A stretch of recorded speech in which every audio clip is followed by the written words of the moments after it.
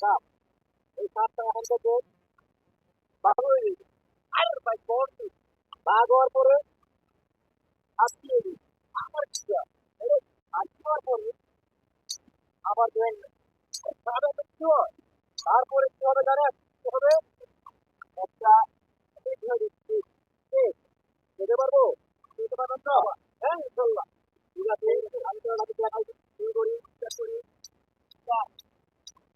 এই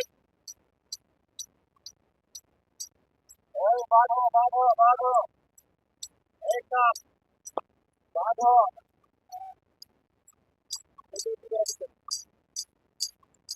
তোমার সাহস আছে? আছে।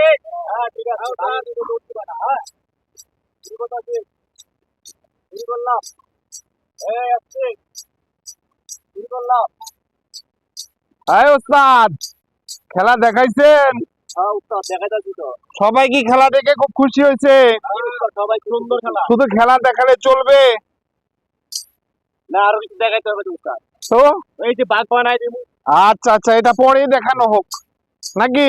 আচ্ছা ঠিক এটা আছে এখানে থাকুক, কাজের বেলায় আসি।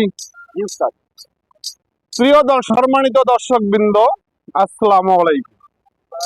আপনারা সবাই ভালো আছেন?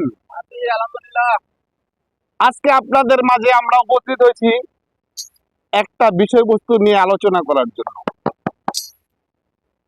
আমরা যে বিষয়বস্তু নিয়ে আলোচনা করতে আসছি সেটা আপনাদের ঘরের প্রতিটা মুহূর্তে, প্রতিটা রাত্রে আপনাদের প্রয়োজন হয়। এবার আপনারা প্রশ্ন করতে পারেন জিনিসটা কি? ভাই জিনিসটা প্রতিটা সময়, প্রতিটা মুহূর্তে আপনাদের প্রয়োজন হয়। আমরা এই সময় আমাদের এই যে গাজীপুরে অজস্র মশা, মশা জাল ঘুমাইতে মারি না মশা মশা রাত্রের বেলা যখন নিদ্রা যান, শান্তির নিদ্রা, বউ বাচ্চা নিয়ে, ছেলে সন্তান নিয়ে যখন নিদ্রা যান, মশায় ক্রুত করে একটা কামড় মারে, মারে না ভাই? এই শান্তির নিদ্রাকে ধ্বংস করে দেয় মশা। সঠিক ভাই সঠিক আমাদের উস্তাদ আসিফ নজরুল সাহেব